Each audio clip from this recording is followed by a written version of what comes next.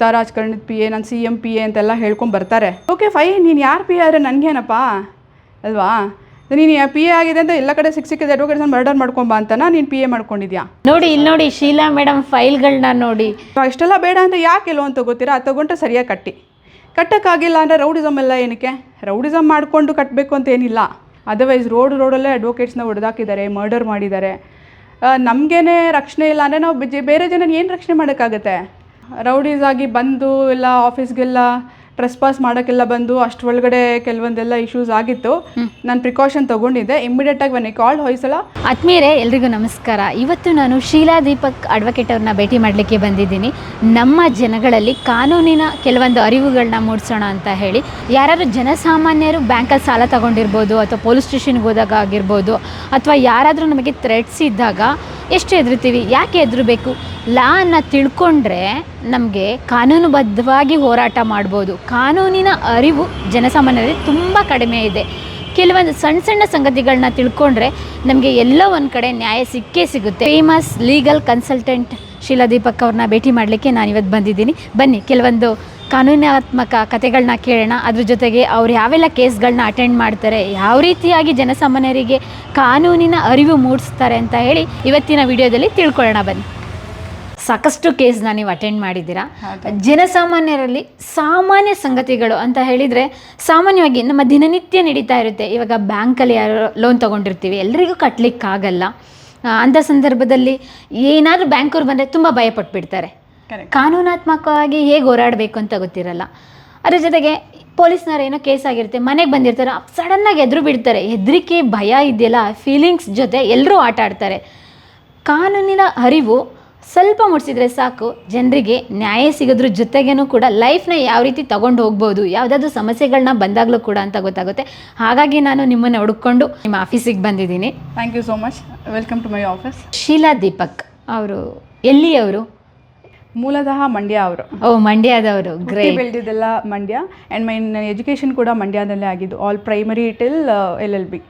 LLBನ ಏನಕ್ಕೆ ಮಾಡಬೇಕಂತ ಅನ್ನಿಸ್ತು? ನನಗೆ ತುಂಬ ಇಂಪ್ರೆಸಿವ್ ಆಗಿರೋ ಸಬ್ಜೆಕ್ಟ್ ಅದು. ಸಿನ್ಸ್ ಮೈ 7th ಸ್ಟ್ಯಾಂಡರ್ಡ್ ಆಯಿತಾ. ಸೊ 7th ಸ್ಟ್ಯಾಂಡರ್ಡ್ಗೆ ಯೂಶ್ವಲಿ ನಮ್ಗೆ ಆವಾಗ ಸ್ವಲ್ಪ ಬುದ್ಧಿ ಬರೋಕ್ಕೆ ಸ್ಟಾರ್ಟ್ ಆಗುತ್ತೆ. ಸೊ ಆ ಇನ್ನೋಸೆಂಟ್ ಏಜಿಂದ ಸ್ವಲ್ಪ ಪ್ರಮೋಟ್ ಆಗ್ತೀವಿ.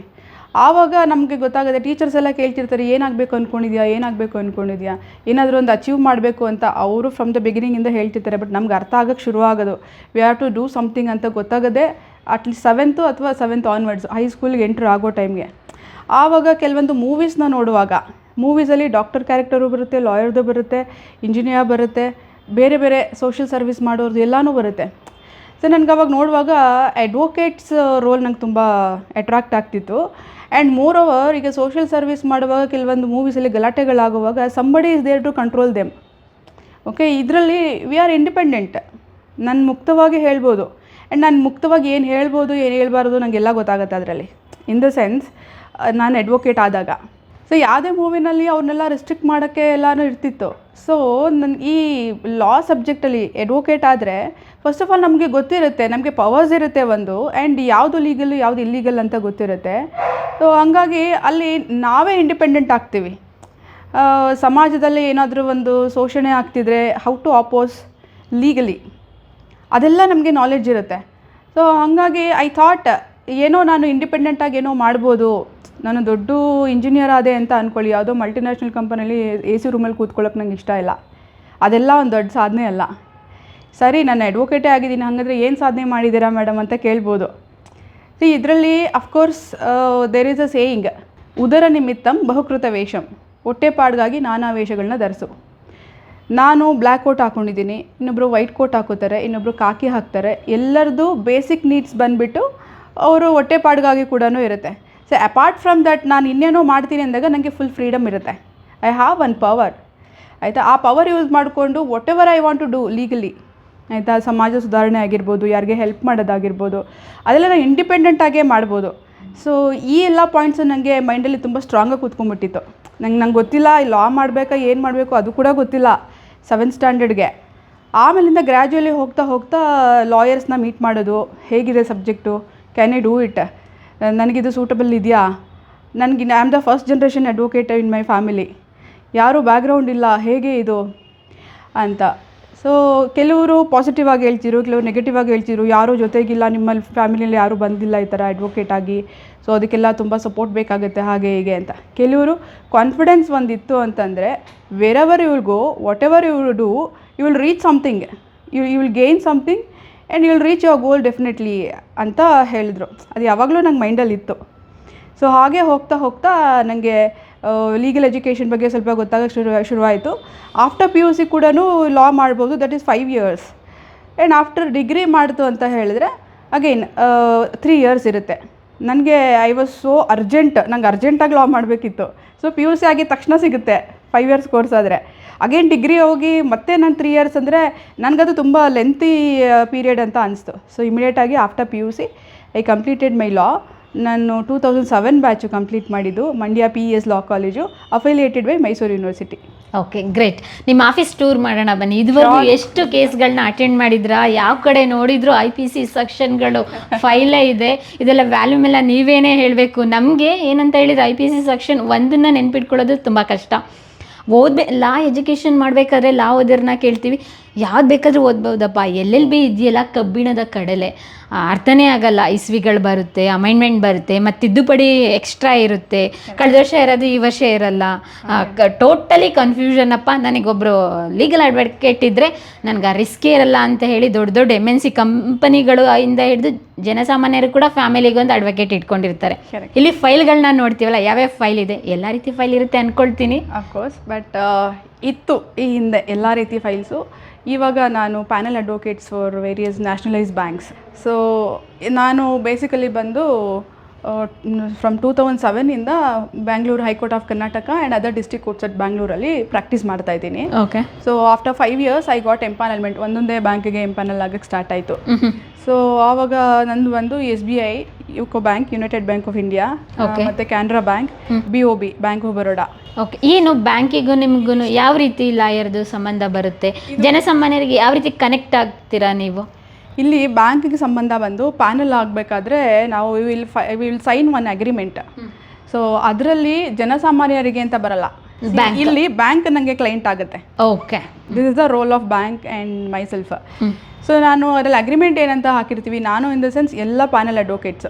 ಸೊ ಬ್ಯಾಂಕು ಅದು ಲೋನ್ ಕೊಡುತ್ತಲ್ಲ, ಸೊ ಬಾರೋವರ್ಸಿಗೆ, ಸೊ ಅವರು ಡಿಫಾಲ್ಟರ್ ಆಯಿತು ಅಂತ ಹೇಳಿದ್ರೆ ನಮ್ಮ ನೆಸೆಸಿಟಿ ಬ್ಯಾಂಕಿಗೆ ಇರುತ್ತೆ. So we are suppose to fight against the borrower. ಅಲ್ಲಿ ನಾವು ಅಗ್ರಿಮೆಂಟಲ್ಲಿ ನಾವು ಏನೇ ಬಂದ್ರೂ ಲೈಕ್ ನಾವು ಬ್ಯಾಂಕ್ನ ನಾವು ಡಿಫೆಂಡ್ ಮಾಡ್ತೀವಿ, ಡಿಫೆಂಡ್ ಮಾಡಬೇಕು ಕೂಡ ಅಂತ ಹೇಳಿ ಸೈನ್ ಮಾಡ್ತೀವಿ. ಎಲ್ಲೆಲ್ಲೆಲ್ಲ ಪ್ಯಾನಲ್ ಇದ್ದೀನಿ ಅಲ್ಲಿ. ಅಪಾರ್ಟ್ ಫ್ರಮ್ ದ್ಯಾಟ್ ಪ್ಯಾನಲ್, ಕೆಲವೊಂದು ಬ್ಯಾಂಕಲ್ಲಿ ಪ್ಯಾನಲ್ ಇಲ್ಲ ಅಂದರೆ ಅವಾಗ borrowers can approach me. So ಆವಾಗ ನಾನು ಅವ್ರ ಫೇವರ್ ಆಗಿ ಕೇಸ್ ಫೈಲ್ ಮಾಡ್ಬೋದು. ಇದು ಜನಸಾಮಾನ್ಯರಿಗೆ ನಾನು ಕೊಡ್ಬೋದಾದಂತಹ ಸೌಕರ್ಯ. ನಾನು ಪ್ಯಾನಲ್ ಇದ್ಬಿಟ್ಟು ಅದೇ ಬ್ಯಾಂಕಲ್ಲಿ ಅವ್ರಿಗೆ ನಾನೇನು ಸೌಕರ್ಯ ಕೊಡೋಕ್ಕಾಗಲ್ಲ. I can only educate as a professional. ನಾನು ಅವ್ರಿಗೆ ಲೀಗಲ್ ಎಜುಕೇಷನ್ ಕೊಡ್ಬೋದು, ಆಯಿತಾ. So if they consult me as a consultant, I can work towards society. It's not that bank panel ಆಗಿದ್ದೀನಿ ಅಂತ ನನಗೆ ಬಾರೋವರ್ ಫೇವರ್ ಆಗಿ ಎಜುಕೇಟ್ ಮಾಡಬಾರ್ದು, ಸೊಸೈಟಿಗೆ ನಾನು ಏನೂ ಹೆಲ್ಪೇ ಮಾಡಬಾರ್ದು ಅಂತ ಯಾವ ಬ್ಯಾಂಕು ಹೇಳಕ್ಕೆ ಬರೋದು ಇಲ್ಲ, ಹೇಳಿಲ್ಲ ಕೂಡ. ಓಕೆ. ನೋಡಿ ಇಲ್ಲಿ ನೋಡಿ ಶೀಲಾ ಮೇಡಮ್ ಫೈಲ್ಗಳನ್ನ ನೋಡಿ, ಇದುವರೆಗೂ ಎಷ್ಟು ಕೇಸಸ್ಗಳನ್ನ ಅಟೆಂಡ್ ಮಾಡಿದ್ದೀರಾ ನೀವು? ಪ್ರಾಬಬ್ಲಿ ಫ್ಯಾಮಿಲಿ ಕೇಸಸ್ ತೊಗೊಂಡ್ರೆ ಒಂದು 500-600 ಇರುತ್ತೆ. ಓಕೆ. ಅದು I think 5 years before, 5-10 years before ಅನ್ಕೋಬೋದು. ಸೊ ಬ್ಯಾಂಕ್ ಕೇಸಸ್ ಅಂತ ಬಂದಾಗ ಐ ಥಿಂಕ್ 1000 ಕ್ರಾಸ್ ಆಗಿದೆ. ಕೆಲವೊಂದು ಡಿಸ್ಪೋಸ್ ಆಗಿದೆ, ಕೆಲವೊಂದು ಪೆಂಡಿಂಗ್ ಇದೆ, ಆ್ಯಂಡ್ ಅಗೈನ್ ಮತ್ತೆ ಫೈಲಿಂಗ್ ಆಗ್ತಾ ಇದೆ. ಓಕೆ. ಹೆಣ್ಮಕ್ಳು ಲಾಯರ್ ಆಗ್ಬಹುದಾ? ಎಕ್ಸಾಕ್ಟ್ಲಿ ಆಗಲೇಬೇಕು. ನಾನು ಆಗ್ಬೋದಾ ಅಂತ ಹೇಳೋ ಕ್ವೆಶನ್ ರಾಂಗ್ ಅಂತ ಹೇಳ್ತೀನಿ. ಯಾಕೆಂತ ಹೇಳಿದರೆ ಏನಾದರೂ ಥ್ರೆಟ್ಸ್ ಇರ್ಬೋದು, ಆ ಥರ ಏನಾದರೂ ನೀವು ನಿಮ್ಮ ಲೈಫಲ್ಲಿ ಫೇಸ್ ಮಾಡಿದ್ದೀರಾ? ಕರೆಕ್ಟ್. ಎಲ್ಲರೂ ಫೇಸ್ ಮಾಡ್ತೀವಿ. ಯಾರು ರೆಗ್ಯುಲರ್ ಪ್ರಾಕ್ಟೀಸಿಗೆ ಬರ್ತೀವೋ ಇದು it is quite common. So common ಇದು ಥ್ರೆಟ್ಸ್ ಎಲ್ಲ ಕಾಮನ್. ಅಡ್ವೊಕೇಟ್ಸ್ಗೆ ಇಟ್ ಇಸ್ ಟೋಟಲಿ ಕಾಮನ್ ಅಂತ ಹೇಳ್ಬೋದು. ಸೊ ನನಗೂ ಥ್ರೆಟ್ಸ್ ಬಂದಿದೆ ಆ್ಯಂಡ್ ಸ್ವಲ್ಪ ಹೈ ಎಂಡಿಂದ ಬಂದಿದೆ. ಅದಕ್ಕೆಲ್ಲ ನಾವು ಪ್ರಿಪೇರ್ ಆಗಿರ್ತೀವಿ. ಸೊ ನಾಳೆ ಥ್ರೆಟ್ಸ್ ಬರುತ್ತೆ ಅಂತ ಇವತ್ತೇ ಮನೇಲಿ ಮಲ್ಕೊಂಡ್ಬಿಡೋದಲ್ಲ. So we should come out from that house. ಆವಾಗಲೇ ನಾವು ಸೊಸೈಟಿಗೆ ಏನೋ ಮಾಡ್ಬೇಕು, ನನ್ನಿಂದ ಒಳ್ಳೇದು ಮಾಡಬೇಕು, ಒಳ್ಳೇದು ಮನೇಲೇ ಕುತ್ಕೊಂಡ್ಬಿಟ್ರೆ ಸೊಸೈಟಿ ನನ್ನ ಮನೆಗೆ ಬರಲ್ಲ, ನಾನು ಸೊಸೈಟಿ ಹತ್ರ ಹೋಗಬೇಕು, ರೈಟ್. ಸೊ ಮನೆಯಲ್ಲೇ ಇದ್ಕೊಂಡು ಮಾಡೋದು I don't think so that ಹೆಣ್ಮಕ್ಳು ಚಾಲೆಂಜಿಂಗಾಗಿ ತೊಗೊಂಡಂಗೆ ಆಗಲ್ಲ. We should come out. It's okay. ಸ್ವಲ್ಪ ಡೇರಾಗೇ ಇರಬೇಕಾಗತ್ತೆ, ಬೋಲ್ಡ್ನೆಸ್ ಕೂಡ ರಿಕ್ವೈರ್ಮೆಂಟ್ ಇರುತ್ತೆ. Wherever will go you should maintain your confidence. ಅದು ಕಾನ್ಫಿಡೆನ್ಸ್ಗಿಂತ ಹರಿತವಾದ ಖಡ್ಗ ಇಲ್ಲ ಅನ್ನೋದು ನನ್ನ ಒಪಿನಿಯನ್, ಆಯಿತಾ. ಖಡ್ಗ ಇಟ್ಕೊಳ್ಳೋದು ಯಾರು? ಮನುಷ್ಯ. ಖಡ್ಗ ಶಾರ್ಪ್ ಇದೆ, ಓಕೆ. ಅವನೇನು ಕಾನ್ಫಿಡೆನ್ಸ್ ಲೆವೆಲ್ ಡೌನ್ ಆಯಿತು, ಖಡ್ಗನೇ ಬಿದ್ದೋಗುತ್ತೆ, ಅಥವಾ ನಾನೇ ಕಿತ್ತು ವಾಪಸ್ ಅವನಿಗೆ ಹೊಡಿಬೋದು ಅಥವಾ ಚುಚ್ಬೋದು. ಸೊ ಕಾನ್ಫಿಡೆನ್ಸ್ಗೆ ಈಗ ಖಡ್ಗ ಶಾರ್ಪ್ ಆಯಿತಾ, ನನ್ನ ಕಾನ್ಫಿಡೆನ್ಸ್ ಶಾರ್ಪ್ ಆಯಿತಾ? So this is how it is. So confidence ಇರಬೇಕು. ಏನೇ ಥ್ರೆಟ್ ಬಂದ್ರೂ ವಿ ಕ್ಯಾನ್ ಫೇಸ್. ಅದೇನು ತುಂಬ ದೊಡ್ಡ ವಿಷಯ ಅಲ್ಲ. ನನ್ನ ಕಡೆಯಿಂದ ಒಂದಷ್ಟು FIRs ಆಗಿದೆ ಕೂಡ, ಥ್ರೆಟ್ ಮಾಡೋಕ್ಕೆ ಬಂದವ್ರಿಗೆ. ತಮಿಳ್ನಾಡಿಂದೆಲ್ಲ ಕಳಿಸಿದ್ದಾರೆ ರೌಡೀಸ್ನ. ಇಮಿಡಿಯೇಟಾಗಿ ಅದೆಲ್ಲ IG-ಗೆಲ್ಲ ಕಂಪ್ಲೇಂಟ್ ಕೊಟ್ಟು ಜೂರಿಸ್ಡಿಕ್ಷನಲ್ ಪೊಲೀಸ್ಗೆ, ಮಲ್ಲೇಶ್ವರಂ ಪೊಲೀಸ್ ಸ್ಟೇಷನಲ್ಲಿ ನಾನು ಮಾಡಿಸಿ FIR ಇದೆ, ಆ್ಯಂಡ್ ವಿಧಾನಸೌಧನಲ್ಲಿದೆ. ಯಾವ ಜೂರಿಸ್ಡಿಕ್ಷನ್ ಬರುತ್ತೋ ಅಲ್ಲಿ ಕೇಸ್ಗಳು ಅಂತ ಹೇಳ್ಬೋದಾ ಏನಾದರೂ? ಎಲ್ಲ ಹಾಗೆ ಇವಾಗ ಬ್ಯಾಂಕ್ ಅಡ್ವೊಕೇಟ್ ಆಗಿರೋದ್ರಿಂದ ಕೆಲವೊಂದು ಪ್ರಾಪರ್ಟಿನ ನಾವು ರಿಕವರಿ ಮಾಡೋಕ್ಕೆ ಹೋಗ್ತೀವಿ, ಸೀಸ್ ಮಾಡೋಕ್ಕೆ ಹೋಗಿರ್ತೀವಿ. ಅದು ಯಾರೋ ಒಬ್ಬ ಬಿಗ್ ಶಾಟ್ ಇರುತ್ತೆ, ಅವ್ನು ಪ್ರಾಬಬ್ಲಿ ಅವನು ಕಾರ್ಪೊರೇಟ್ ಆಗಿರ್ತಾನೋ, ಹೇಳಿದ್ದು why am using that word ಆಗಿರ್ತಾನೋ, if they will behave with us like ಕರೆಕ್ಟಾಗಿ ಅವರು ಅಂತ ಹೇಳ್ತೀವಿ ಅಲ್ವಾ. ಪ್ಲೂರಲ್ ವರ್ಡ್ ಯೂಸ್ ಮಾಡ್ತೀವಿ. ಅವರು ತುಂಬ ಬೇರೆ ಥರ ಟ್ರೀಟ್ ಮಾಡೋದು, ನಮಗೆ ಥ್ರೆಟ್ ಮಾಡೋದು, ಡೈರೆಕ್ಟು ಲೈಫ್ ಥ್ರೆಟ್ಟೇ. ಸೊ ಹಾಗೆಲ್ಲ ಇದ್ದಾಗ it is totally wrong, it is totally against law. ನಾನು ಅಡ್ವೊಕೇಟ್ಗೆ ಈ ಥರ ಥ್ರೆಟ್ ಮಾಡಿಬಿಟ್ರೆ ನಾನು ನಾಳೆ ಯಾರಿಗೆ ನ್ಯಾಯ ಕೊಡೋದು? Advocates, that is the reason ಈ protection act, advocates protection act ಬಂತು. ಈ ಹಿಂದೆ ಅದಿರಲಿಲ್ಲ. ನಮ್ಮ ಪ್ರೆಸಿಡೆಂಟ್ ವಿವೇಕ್ ಸುಬ್ಬಾರೆಡ್ಡಿ ಅಂತ ಹೇಳಿ, ಸೊ ಅವರು ತುಂಬ ಹೋರಾಟ ಎಲ್ಲ ಮಾಡಿ, ಅಫ್ಕೋರ್ಸ್ ನಮ್ಮ ಬೇರೆ ಅಡ್ವೊಕೇಟ್ಸ್ ಎಲ್ಲರೂ ಸೇರಿ ಇವತ್ತು ಅಟ್ಲೀಸ್ಟ್ ನಮಗೊಂದು ಪ್ರೊಟೆಕ್ಷನ್ ಆ್ಯಕ್ಟ್ ಅಂತ ಇದೆ. ಅದರ್ವೈಸ್ ರೋಡಲ್ಲೇ ಅಡ್ವೊಕೇಟ್ಸ್ನ ಹೊಡೆದಾಕಿದ್ದಾರೆ, ಮರ್ಡರ್ ಮಾಡಿದ್ದಾರೆ. ನಮಗೇನೆ ರಕ್ಷಣೆ ಇಲ್ಲ ಅಂದರೆ ನಾವು ಬೇರೆ ಜನ ಏನು ರಕ್ಷಣೆ ಮಾಡೋಕ್ಕಾಗತ್ತೆ? ಸೊ ಇಮಿಡಿಯೇಟ್ಲಿ ಯಾವುದೇ ಕಾಲ್ಸ್ ಬಂದ್ರೂ ಕೆಲವೊಂದು ಇಗ್ನೋರ್ ಮಾಡ್ತೀವಿ. ಕೆಲವೊಂದು ಸೀರಿಯಸ್ ಇಶ್ಯೂ ಇರುವಾಗ will go and file FIR against that person, let it be who ever. Okay, threats ಅಂತ ಹೇಳಿದರೆ ಬರೀ ಫೋನ್ ಕಾಲ್ ಅಷ್ಟೇನಾ ಅಥವಾ ಏನಾದರೂ? ಫೋನ್ ಕಾಲ್ಸ್ ಇರುತ್ತೆ, ಫಿಸಿಕಲಿನೇ ಬಂದರು ಪಾರ್ಟೀಸು. ಪಾರ್ಟೀಸ್ ಅಲ್ಲ, ಅವರು ರೌಡೀಸೇ. ಓಕೆ, ಹಾಂ, ರೌಡೀಸ್ ಆಗಿ ಬಂದು ಎಲ್ಲ ಆಫೀಸ್ಗೆಲ್ಲ ಟ್ರೆಸ್ಪಾಸ್ ಮಾಡೋಕ್ಕೆಲ್ಲ ಬಂದು ಅಷ್ಟರೊಳಗಡೆ ಕೆಲವೊಂದೆಲ್ಲ ಇಶ್ಯೂಸ್ ಆಗಿತ್ತು. ನಾನು ಪ್ರಿಕಾಷನ್ ತೊಗೊಂಡಿದ್ದೆ. ಇಮ್ಮಿಡಿಯೇಟಾಗಿ ಬನ್ನಿ ಕಾಲ್ ಹೊಯ್ಸಲ ಅವ್ರಿಗೂ ಮುಂಚೆ ಎಲ್ಲ ಗೊತ್ತಿತ್ತು. ಫಸ್ಟು ಥ್ರೆಟ್ ಕಾಲ್ ಮಾಡಿದ್ರು. ಕೆಲವೊಂದು ಕಾಲು ಇಗ್ನೋರ್ ಮಾಡ್ಬೋದು ಅಂತ ಅನಿಸುತ್ತೆ, ಕೆಲವೊಂದು ಇಗ್ನೋರ್ ಮಾಡೋಕ್ಕಾಗಲ್ಲ. ಅದು ನಮಗೆ ಆ ಸೈನ್ ಗೊತ್ತಾಗುತ್ತೆ. ಗೊತ್ತಾಗಿದ್ದ ಕೂಡಲೇ ನಾನು ಯಾವಾಗ ಆ್ಯಕ್ಷನ್ ತೊಗೊಂಡೆ, ಇಮಿಡಿಯೇಟಾಗಿ ಪೊಲೀಸ್ನವ್ರು ಕೂಡ ಕೋಪ್ರೇಟ್ ಮಾಡಿದ್ರು. They come to my office and ಅವ್ರನ್ನ ಅರೆಸ್ಟ್ ಮಾಡಿ ಕೇಸ್ ನಡೀತಾ ಇದೆ. Now they are absconded. ನೀನು ಹಂಗೆ ಮಾಡ್ಬಿಡ್ತೀನಿ, ಹಿಂಗೆ ಮಾಡ್ಬಿಡ್ತೀನಿ, ಕೊಲೆ ಮಾಡಿಬಿಡ್ತೀನಿ, ನಾನು ಅಂಥ ರಾಜಕಾರಣಿದು PA, ಇಂಥ ರಾಜಕಾರಣದ PA, ನಾನು CM PA ಅಂತೆಲ್ಲ ಹೇಳ್ಕೊಂಡು ಬರ್ತಾರೆ. It's true also. ಯಾವಾಗ ನಾವು ಎಂಕ್ವೈರಿ ಮಾಡಿದ್ರೆ ಇತ್ತು ಕೂಡ. ಇಟ್ಸ್ ಓಕೆ ಫೈನ್, ನೀನು ಯಾರು PA ನನಗೇನಪ್ಪ ಅಲ್ವಾ? ನೀನು PA ಆಗಿದೆ ಅಂತ ಎಲ್ಲ ಕಡೆ ಸಿಕ್ಕಿದ ಅಡ್ವೊಕೇಟ್ಸ್ನ ಮರ್ಡರ್ ಮಾಡ್ಕೊಂಬ ಅಂತನಾ ನೀನು PA ಮಾಡ್ಕೊಂಡಿದ್ಯಾ? ಅಲ್ಲ. So that is the reason. Politician ನಮ್ಮ ಕರ್ನಾಟಕದವರ ಅಥವಾ ತಮಿಳ್ನಾಡವರು ಇದ್ದಾರೆ, ಕರ್ನಾಟಕ ಯಾವುದೇ ಆಗಲಿ ನೋಡಿ, ಪಕ್ಕದ ಮನೆಯಿಂದ ಯಾರೋ ಒಬ್ಬ ಬೇರೆಯವ್ನು ಬರ್ತಾನೆ, ಒಬ್ಬ ಕಳ್ಳನೋ ಮರ್ಡರರು ಅಂದರೆ ನಮ್ಮ ಮನೆಯಿಂದ ಯಾರಾದರೂ ಒಬ್ಬರು ಕೋಪ್ರೇಟ್ ಮಾಡಿರಬೇಕು. ಅದರ್ವೈಸ್ ನಮ್ಮ ಮನೆಯದು ನಾನು ಎಲ್ಲಿ ಮಲಗ್ತೀನಿ, ನಾನು ರೂಮಲ್ಲಿ ನಾನು ಎಲ್ಲಿ ಕೂರ್ತೀನಿ, ಹಾಲಲ್ಲಿ ಇದೆಲ್ಲ ಗೊತ್ತಾಗಬೇಕು ಅಂದರೆ ಅವ್ರು ನಮ್ಮ ಮನೆಗೆ ಬಂದಿರಲ್ಲ, ಬೇರೆ ಯಾರೋ ಸ್ಟ್ರೇಂಜರ್ಸು. ನಮ್ಮ ಮನೆಯವರು ಇಂತಿಂಥ ಕಡೆ ಇರ್ತೀನಿ ಅಂತ ಹೇಳಿದ್ರೆ ತಾನೇ ಅವ್ರು ಅಷ್ಟು ಈಸಿಯಾಗಿ ಬರೋಕ್ಕಾಗುತ್ತೆ. ಇತ್ತು ನಮ್ಮ ಕಡೆಯಿಂದನೂ ಇತ್ತು, ಕರ್ನಾಟಕದಿಂದನೂ ಇದೆ, ತಮಿಳ್ನಾಡಿಂದನೂ ಇದೆ. ಸೊ ಕೆಲವೊಂದು ಪ್ರಾಪರ್ಟೀಸು ಎಲ್ಲ ಇಟ್ ಇಸ್ ಮೈ ಡ್ಯೂಟಿ ಅಷ್ಟೇ. ನನಗೇನು ಅವ್ರ ಮನೆ ಸೀಸ್ ಮಾಡೋದ್ರಿಂದ ನನಗೇನು ಆಗಲ್ಲ. ಬ್ಯಾಂಕ್ ಕೇಸ್ ಕೊಟ್ಟಿರುತ್ತೆ, ನೀವು ಅಷ್ಟೆಲ್ಲ ಬೇಡ ಅಂದರೆ ಯಾಕೆ ಎಲ್ಲೋ ಅಂತ ತೊಗೋತೀರಾ? ಅದು ತೊಗೊಂಡ್ರೆ ಸರಿಯಾಗಿ ಕಟ್ಟೋಕ್ಕಾಗಿಲ್ಲ ಅಂದರೆ ರೌಡಿಸಮ್ ಎಲ್ಲ ಏನಕ್ಕೆ? ರೌಡಿಸಮ್ ಮಾಡಿಕೊಂಡು ಕಟ್ಟಬೇಕು ಅಂತ ಏನಿಲ್ಲ. ಕಾನೂನಾತ್ಮಕವಾಗಿ ಏನಿದೆ ಅದನ್ನು ಬ್ಯಾಂಕ್ ನೋಡ್ಕೊಳ್ತಾರೆ, ಲಾಯರ್ ನೋಡ್ಕೊಳ್ತಾರೆ. ಸೊ ಅದೇ ಕೆಲಸ ನಾನು ಮಾಡಿದ್ದು, ನನ್ನ ಡ್ಯೂಟಿ ನಾನು ಮಾಡಿದ್ದೀನಿ. ಜಸ್ಟ್ ಬಿಕಾಸ್ ನಾನು ಅದೆಲ್ಲ ಏನು ಸೀಸ್ ಮಾಡ್ತಿದ್ದೀನಿ, ಆ ಟೀಮಲ್ಲಿ ನಾನು ಒಬ್ಬಳೆಲ್ಲ ಟೀಮ್ ಇರುತ್ತೆ ಅಫ್ಕೋರ್ಸ್. ಸೊ ನಮಗೆ ಲೀಗಾಲಿಟೀಸ್ ವೈಸು ನನ್ನ ಬ್ಯಾಂಕು ನನ್ನ ಕ್ಲೈಂಟು ಅದಕ್ಕೆ ಮೋಸ ಆಯಿತು. ಬಿಕಾಸ್ ಬ್ಯಾಂಕು ದುಡ್ಡು ಕೊಡೋದು ತನ್ನ ಪಾಕೆಟಿಂದ ಅಲ್ಲ, ಪಬ್ಲಿಕ್ ಮನಿ ಅಗೇನ್ ಅಲ್ವಾ? ಸೊ ಪಬ್ಲಿಕ್ ಮನಿ ಈ ಥರ ನಾವು ರಿಕವರಿ ಮಾಡ್ಕೊಳ್ಳೋಕ್ಕಾಗಿಲ್ಲ ಅಂದರೆ ನಾವು ಎಲ್ಲ FD ಇಟ್ಟಿರ್ತೀವಿ, ಅದನ್ನು ತೊಗೊಂಡು ಪಾಪ ಬ್ಯಾಂಕು ಇನ್ವೆಸ್ಟ್ ಮಾಡಿ ಅದಕ್ಕೊಂದು ಇಂಟ್ರೆಸ್ಟ್ ಅಂತ ಮಾತಾಡಿರುತ್ತೆ. ಆ ಇಂಟ್ರೆಸ್ಟಲ್ಲಿ ಎಂಪ್ಲಾಯೀಸ್ಗೆಲ್ಲ ಕೊಟ್ಟು, ಬ್ಯಾಂಕ್ ಬಿಲ್ಡಿಂಗಿಗೆ ರೆಂಟ್ ಎಲ್ಲ ಕೊಟ್ಟು, ಅಗೇನ್ ಲೀಗಾಲಿಟೀಸ್ ವೈಸು ಅಡ್ವೊಕೇಟ್ಸ್ಗೆ ಫೀಸ್ ಕೊಟ್ಟು, ಸೊ ಅದಾದಮೇಲೆ ಒಂದಿಷ್ಟು ಇಂಟ್ರೆಸ್ಟು ಅಂತ ಅದು ನಮ್ಗೆ ಅವರಿಂದ ಉಳಿದಿದ್ದು ನಮಗೆ ಕೊಡುತ್ತೆ, FD ಹೋಲ್ಡರ್ಸ್ಗೆ, FD ಅವ್ರದ್ದು ಎನಿ ಅದರ್ ಮ್ಯೂಚುವಲ್ ಫಂಡ್ಸ್, ಆಯಿತಾ? ಸೊ ಆ ಥರ ಆ ಪಬ್ಲಿಕ್ ಮನಿನೇ ಅಲ್ಲಿ ರಿಕವರಿ ಮಾಡೋರಿಲ್ಲ ಅಂದಾಗ ಕಾನೂನಾತ್ಮಕವಾಗಿ ಬ್ಯಾಂಕಿಗೆ ರಕ್ಷಣೆ ಇಲ್ಲ ಅಂತ ಹೇಳಿದರೆ ಈ ಎಲ್ಲ ಆ್ಯಕ್ಟಿವಿಟೀಸ್ ಮಾಡೋಕ್ಕಾಗಲ್ಲ. ರಿಕವರಿನೂ it is most important. And moreover ಅದೆಲ್ಲ ಆಗುತ್ತೆ ಈ ಬ್ಯಾಂಕಿಂದ ಅಂತ ಹೇಳಿದ್ರೇ, ಅದಕ್ಕೆಲ್ಲ ವ್ಯವಸ್ಥೆ ಇದೆ ಅಂದ್ರೇ ಅದಕ್ಕೆ ಲೋನ್ ಕೊಡೋಕ್ಕಾಗಲಿ ಅಥವಾ ರಿಕವರಿ ಮಾಡೋಕ್ಕಾಗಲಿ RBI ಅವ್ರಿಗೆ ಪವರ್ಸ್ ಕೊಡುತ್ತೆ. It is like that. So ಸುಮ್ಮನೆ ಏನೋ ಲೋನ್ ತೊಗೊಂಡ್ವಿ ಆಯಿತು, ನೆಕ್ಸ್ಟ್ ಬಂದಾಗ ನೋಡ್ಕೊಳ್ಳೋಣ, ಥ್ರೆಟ್ ಮಾಡಿಬಿಟ್ಟು ಒಂದು ಮರ್ಡರ್ ಮಾಡಿಬಿಟ್ರೆ ಎಲ್ಲ ಲಾಯರ್ ಎದುರು ಬಿಡ್ತಾರೆ. This is they are wrong conception ಅಂತ ನಾನು ಹೇಳೋಕ್ಕೆ ಇಷ್ಟಪಡ್ತೀನಿ. ಹಾಗಾದರೆ ಜನಸಾಮಾನ್ಯರಿಗಿಂತ VIP ಟಾರ್ಚರ್ ಜಾಸ್ತಿ ಆಗಿದೆ. ಎಕ್ಸಾಕ್ಟ್ಲಿ. ಪಾಪ ಜನಸಾಮಾನ್ಯರು ಎಲ್ಲೋ ಹತ್ತು ಕರೆದು ಕೈಕಾಲು ಹಿಡ್ಕೋತಾರೆ. ನಾನು ನೋಡಿರೋದು ನನ್ನ ಎಕ್ಸ್ಪೀರಿಯೆನ್ಸಲ್ಲಿ, ಸರ್ ಕಟ್ಟಕ್ಕಾಗಿಲ್ಲ ಅದು ಇದು, ಮರ್ಯಾದೆಗೆ ಅಂಜುತ್ತಾರೆ. ನನ್ನ ಪ್ರಕಾರ ಮರ್ಯಾದೆ ಉಳಿದಿರೋದು ಜನಸಾಮಾನ್ಯರು ಅಂತ ಅನ್ಕೊಡಿ. I am not telling that ಎಲ್ಲ VIP ಹಾಗೆ ಅಂತ ಅಲ್ಲ, ಮೆಜಾರಿಟಿ ಹಾಗೆ ಇದೆ. ಓಕೆ ಆಯಿತಾ, ಜಸ್ಟ್ VIP ಕಾಲ್ ಮಾಡೋದು, ಮೇಡಮ್ ನಾನು ಯಾರು ಅಂತ ಗೊತ್ತಾ, ಸೊ ವಾಟ್ ಅಲ್ಲಪ್ಪ, ನಿಂಗೆ ಗೊತ್ತಿದ್ರೆ ನೀನು ಬ್ಯಾಂಕಿಗೆ ಬಂದು ಲೋನ್ ಕಟ್ಟು, ನಂಗೆ ಅವ್ರು ಹೇಳ್ತಾರೆ ಏನೋ ಲೋನ್ ಕ್ಲೋಸ್ ಆಗಿದೆ ಮೇಡಮ್, ಕೇಸ್ ವಿಡ್ರಾ ಮಾಡಿ ಅಂತ. ನೀವು ಯಾರಾದರೆ ನನಗೇನಪ್ಪ ಅಲ್ವಾ, ಅದು ನೀವು ಯಾರು ಏನು ಎತ್ತ ಪ್ಯಾನು ಆಧಾರ ಎಲ್ಲ ನೀವು ಬ್ಯಾಂಕಿಗೆ ಕೊಡಿ, ಲೋನ್ ಕೊಡ್ತಾರೆ. ನನಗೆ ಹೇಳಿದ್ರೆ ಏನು ಪ್ರಯೋಜನ? ಸೊ ಥ್ರೆಟ್ ಜಾಸ್ತಿ VIPs ಇಂದಾನೆ ಬರುತ್ತೆ. ಓಕೆ, ಹಾಗಾದ್ರೆ ಎಷ್ಟು FIR ಮಾಡಿಸಿದ್ದೀರಾ ಇದುವರೆಗೂ? ಕೆಲವೊಂದು ಕಾನ್ಫಿಡೆನ್ಷಿಯಲ್ ಆಗಿ ಇಡಬೇಕಾಗುತ್ತೆ, ಬಟ್ ಆಗಿದೆ. ಎಷ್ಟು ಆಗಿರ್ಬೋದು ಅಂದಾಜು FIR ಫೈಲ್ ನಿಮ್ಮ ಕಡೆಯಿಂದ? ಆಗಿರ್ಬೋದು ಒಂದು 10-12 ರೀಸೆಂಟಾಗಿ. ಓಕೆ, ರೀಸೆಂಟ್ ಆಗಿ. ಎವ್ರಿ ಇಯರ್ ಅಂತ ತಗೊಂಡ್ರೆ ಪ್ರಾಬ್ಲಿ ನಾನು ಮರ್ತಿದ್ದೀನಿ. ಓಕೆ, ಅಂದ್ರೆ ಪ್ರತಿ ವರ್ಷನೂ ಕೂಡ ಇರುತ್ತೆ. ನಾವ್ ಹೆಂಗೆ ನೀವು ಸ್ಯಾರಿ ತಗೊಂಡು ಕಬೋರ್ಡಲ್ಲಿ ಇರ್ತೀರಾ, ಅದೇ ರೀತಿ ನೀವು FIR ಮಾಡಿಸೋದು ಸರ್ವೇ ಸಾಮಾನ್ಯ ಆಗಿದೆ. ಅದು ಏನು ಗೊತ್ತಾ, ಇಗ್ನೋರ್ ಮಾಡಿ ಮಾಡಿ ಒಂದಷ್ಟು ಬರುತ್ತೆ. ಹಂಗೆ ತಗೊಂಡ್ರೆ ಪರ್ ಇಯರ್ 100 ಮೇಲ್ ಕ್ರಾಸ್ ಆಗುತ್ತೆ. ಓಕೆ ಮೇಡಮ್, ಎಲ್ಲಿದೆ ಮೆಸೇಜಸ್ ಬರುತ್ತೆ, ಥ್ರೆಟ್ ಕಾಲ್ಸ್ ಬರುತ್ತೆ, ಇಗ್ನೋರ್ ಮಾಡ್ತೀವಿ unless until it will go to the peak level.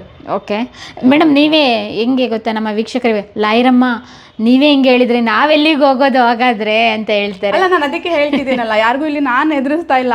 Threat calls ಬಂದ ತಕ್ಷಣ ಹೆದರ್ಕೊಳ್ಳೋ ನೆಸೆಸಿಟಿ ಇಲ್ಲ. ಕೆಲವೊಂದು ಇಗ್ನೋರ್ ಮಾಡೋ ಅಂಥದ್ದು ಇರುತ್ತೆ. ಅದು ಯಾವ್ದು ಇಗ್ನೋರ್ ಮಾಡಬೇಕು, ಯಾವ್ದು ಹೋಗ್ಬೇಕು ಅನ್ನೋದು ಗೊತ್ತಿರಬೇಕಷ್ಟೇ. ಏನು ಇಲ್ಲಿ 2 ಕ್ಯಾಬಿನ್ ಮಾಡ್ಕೊಂಡಿದ್ದೀರಲ್ಲ, ಒಂದು ಪ್ರೈವೇಟ್ ಆಗಿನ ಇದು? ಇಲ್ಲ, ಹಾಗೇನಿಲ್ಲ, ಎಲ್ಲ ಇದಿಷ್ಟು ನಂದು ಕ್ಯಾಬಿನ್ಸೇನೆ. ಅದು ಬಂದು ನಂದು ಅಫಿಷಿಯಲ್ ಚೇಂಬರು. ಸೊ ಯಾವುದಾದ್ರೂ ಕೆಲವೊಂದು ಅಫಿಷಿಯಲ್ ವಿಚಾರಗಳು ಮಾತಾಡುವಾಗ ಆ್ಯಂಡ್ ಬ್ಯಾಂಕ್ ಮ್ಯಾನೇಜರ್ಸು ಸಮ್ಟೈಮ್ಸ್ ಇಲ್ಲೇ ಬರ್ತಾರೆ. ಬ್ಯಾಂಕಲ್ಲಿ ಕ್ರೌಡ್ ಇರುತ್ತಲ್ಲ, ಆ್ಯಂಡ್ ಕೆಲವೊಂದು ಕಾನ್ಫಿಡೆನ್ಷಿಯಲ್ ಇಶ್ಯೂಸ್ ಮಾತಾಡೋಕ್ಕೂ ಇಲ್ಲೇ ಬರ್ತಾರೆ. ಕೆಲವೊಂದು ಫೈಲ್ಸ್ ಸಿಗ್ನೇಚರೇ 1500-2000 ಪೇಜಸ್ ಇರುತ್ತೆ. ಅದನ್ನ ಅವ್ರು ಬ್ಯಾಂಕಲ್ಲಿ ಕೂತ್ಕೊಂಡ್ರೆ ರಿಪೀಟೆಡ್ ಆಗಿ ಅವ್ರಿಗೆ ಡಿಸ್ಟರ್ಬೆನ್ಸ್ ಬರ್ತಿರುತ್ತೆ, ಕಾಲ್ಸ್ ಬರ್ತಿರುತ್ತೆ. ಆ್ಯಂಡ್ ಕೆಲವೊಂದು ಒರಿಜಿನಲ್ ಡಾಕ್ಯುಮೆಂಟ್ಸ್ ನಾವು ಇಲ್ಲೇ ನೋಡೋಕ್ಕಾಗುತ್ತೆ. ಸೊ ಆ ಥರ ಟೈಮಲ್ಲೆಲ್ಲ ಅವ್ರು ಬರ್ತಾರೆ, ಬಂದಾಗ ಇದೆಲ್ಲ ಯುಟಿಲೈಸ್ ಆಗುತ್ತೆ. ಆ್ಯಂಡ್ ಏನಾದ್ರು 3 members or 4 members ಜಾಸ್ತಿ ಬಂದಾಗ ನಾವು ಇಲ್ಲೇ ಮೀಟಿಂಗ್ ಕಂಡಕ್ಟ್ ಮಾಡ್ತೀವಿ. ಅಲ್ಲಿ ನಂದು ಕೊಲೀಗ್ಸ್ ಕೂತ್ಕೊಳ್ತಾರೆ, ಜೂನಿಯರ್ಸು. ಸೊ ಇಲ್ಲಿಂದ ನಂಗೆ ಡಿಕ್ಟೇಷನ್ ಕೊಡೋಕೆ ನಂಗೆ ಅಲ್ಲಿ ಈಸಿ ಆಗುತ್ತೆ. ಎಷ್ಟು ಜನ ಇದ್ದಾರೆ ಜೂನಿಯರ್ಸ್? 4 members ಇದ್ದಾರೆ. ಅವರೆಲ್ಲ ಪ್ರಾಕ್ಟೀಸ್ ಮಾಡ್ತಾ ಇದ್ದಾರೆ. ಓಕೆ, ಪ್ರಿಯ ವೀಕ್ಷಕರೇ, ನಾವು ತೋರಿಸುತ್ತಿರುವ ಇತಿಹಾಸದ ಕಥೆಗಳು ಕನ್ನಡದ ಕಲೆ, ಸಾಹಿತ್ಯ, ಸಂಸ್ಕೃತಿ, ಜನಜೀವನ, ಇತಿಹಾಸ ಸೃಷ್ಟಿಸಿದ ಜನಸಾಮಾನ್ಯರ ಅಸಾಮಾನ್ಯ ಕಥೆಗಳು ನಿಮಗೆ ಇಷ್ಟ ಆಗಿದ್ಯಾ? ಹಾಗಿದ್ರೆ ವಿಡಿಯೋ ನೋಡಿ ಸುಮ್ಮನಾಗ್ಬೇಡಿ, ಶೇರ್ ಮಾಡಿ, ಸಪೋರ್ಟ್ ಮಾಡಿ, ನಮ್ಮೊಂದಿಗೆ ಜೊತೆಯಾಗಿ. ಇದು ನೀವೇ ಬೆಳೆಸಿದ ನಿಮ್ಮ ನೆಚ್ಚಿನ ಡಿಜಿಟಲ್ ಮಾಧ್ಯಮ. ಇನ್ಮುಂದೆ ನಿಮಗಾಗಿ ಇನ್ನಷ್ಟು ವಿನೂತನ ಶೈಲಿಯಲ್ಲಿ ಬರಲಿದೆ. ನೈತಿಕ ಬೆಂಬಲದ ಜೊತೆಗೆ ಆರ್ಥಿಕ ಬೆಂಬಲ ನೀಡಿ. ನಿಮ್ಮ ಬೆಂಬಲವೇ ನಮಗೆ ಪ್ರೇರಣೆ, ಸ್ಫೂರ್ತಿ ಕೂಡ. ನಿಮ್ಮ ಬೆಂಬಲದೊಂದಿಗೆ ನಮ್ಮ ಪಯಣ ಮುಂದುವರಿಯುತ್ತಿದೆ. ಸಾಮಾಜಿಕ ಬದಲಾವಣೆಗೆ ಜೊತೆಯಾಗಿ ನಮ್ಮ ಮುಂದಿನ ಪೀಳಿಗೆಗೆ ಕರ್ನಾಟಕದ ಇತಿಹಾಸ ಉಳಿಸೋಣ.